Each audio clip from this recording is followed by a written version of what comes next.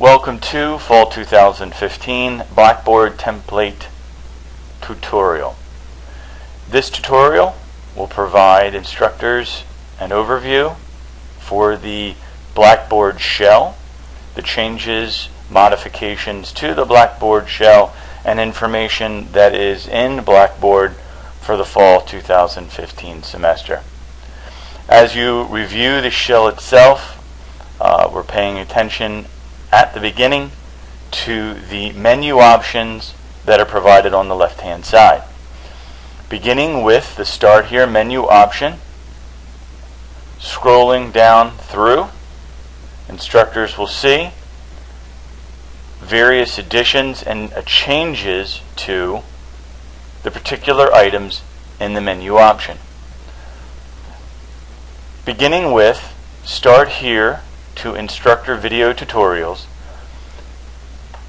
very little has changed in the structure and content that is embedded within.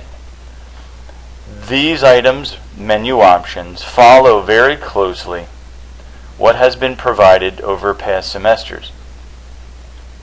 Some changes to the student and instructor video tutorials have been made, so please review those again to see the minor changes that are updated specifically to task stream and the philosophy of education professional responsibilities form in terms of finding, locating those particular items. But again, it is wise for instructors to review the video tutorials to ensure all are aware of any changes or updates to task stream and or the process. Moving through then the various menu options that are in the next section, you will see a change, modification, in the manner of various items. One is the separation of the particular items that are found for the course itself within the forms and manuals to the instructor resources and learning activities. You will see that these two particular items are connected to one, candidate information, and what the instructor may use and keep hidden from students in terms of the resources, learning activities, and so forth that you will be completing during the sessions for Practicum. As you venture into these menu options, specifically forms and manuals, you'll see that the items for DPAS, forms, and performance assessment, PPAT, are within their respective folders. You'll want to take the time to review this information as they have been changed, modified, and items have been added for the students to review. You'll see that the instructor resources and learning activities menu option remains hidden from student view. I would suggest that you maintain or keep that hidden from these students and use this as an instructor resource only. Within each of these areas, you'll see learning content or learning activities, resources that are connected to each of these areas. Again, keeping these hidden from students is suggested so that there is not confusion from the candidates as to what this might mean to them as an expectation, assignment, and so forth. Meaning keeping it separate from what they view, as you'll see in a moment.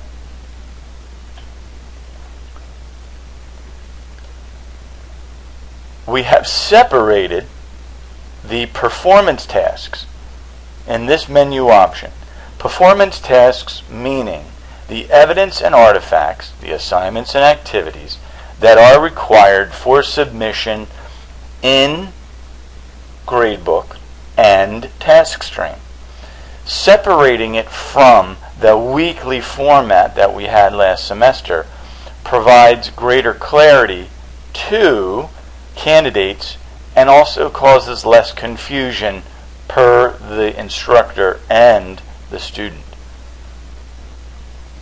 As you click into this particular menu option, you will see for Practicum 1 listed each required performance task, whether it be in Blackboard, which all of them are, or those are in task stream, required into task stream.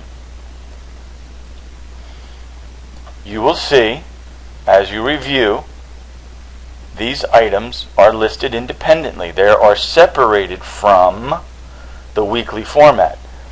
These were suggestions provided by Practicum instructors and also students, saying that they wanted a list of items that were due, that were responsible for, the assignments to be uploaded. And so the performance tasks and artifacts are in its own menu option. So each of these are assignments. So if you clicked on this, it would take you to the grade book. So these particular items are connected into the grade center or the grade book. Each of these items will have a designated total or score that is connected to the particular grade book, grade center. As we all know, not only are these items in Blackboard, but some are in task stream.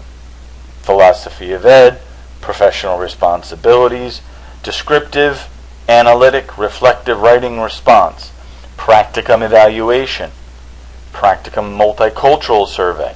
These are all in task stream. And so make sure as you review these performance tasks in this menu option, that you also keep in mind that you have requirements for candidates to submit in task stream as well. So please take the time to review each one. Each of these are required submission items, assignments in the Blackboard Grade Center.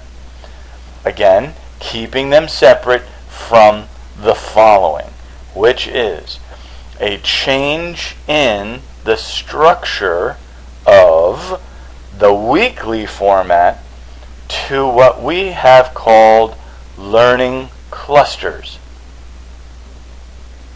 The learning clusters contain the learning topics, or those areas of concentration.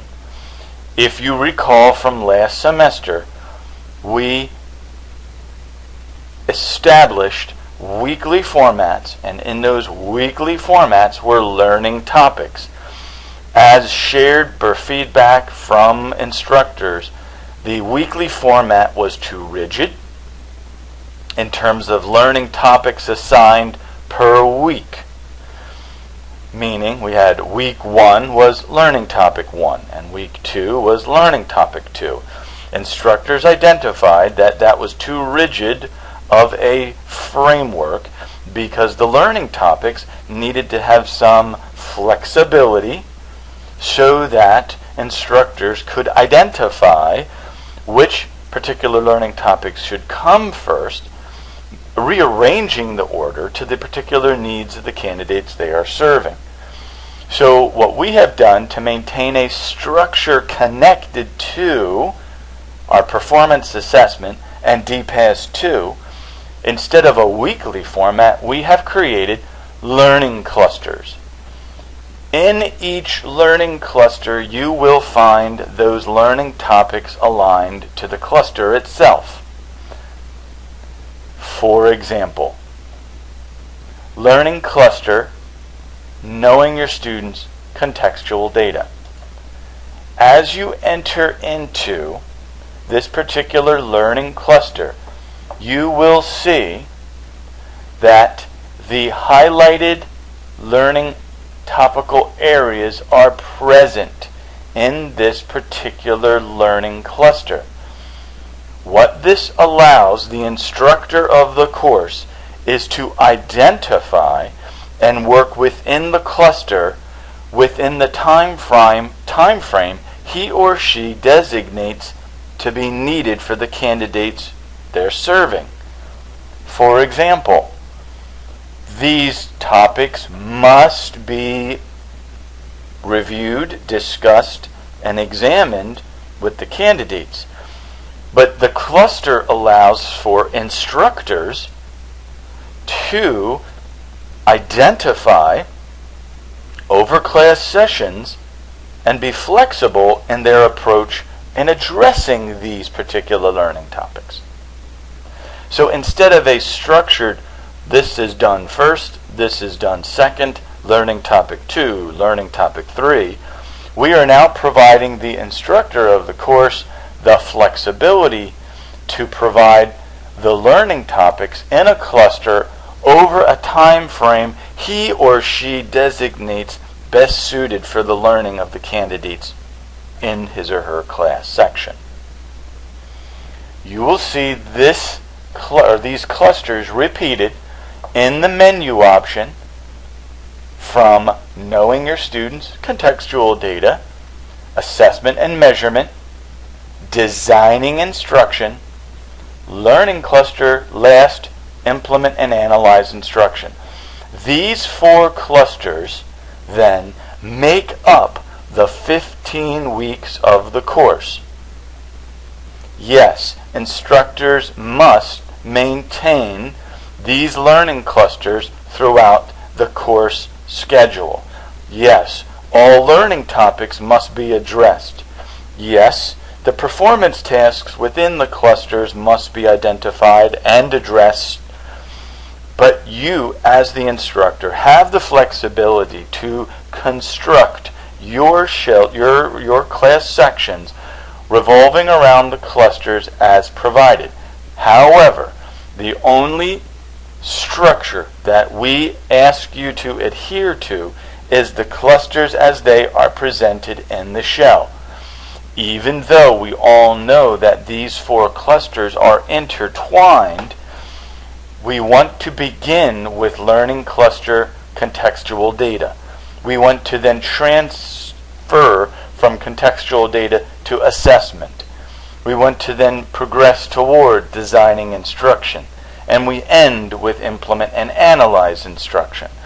So it is imperative that the instructor of the course still see the connection of the learning topics that we created for spring and originated in spring for the initial curriculum that we and piloted in spring 2015, and see that it is embedded in these clusters, but utilizing the clusters to your advantage to structure the time frame of your class sessions.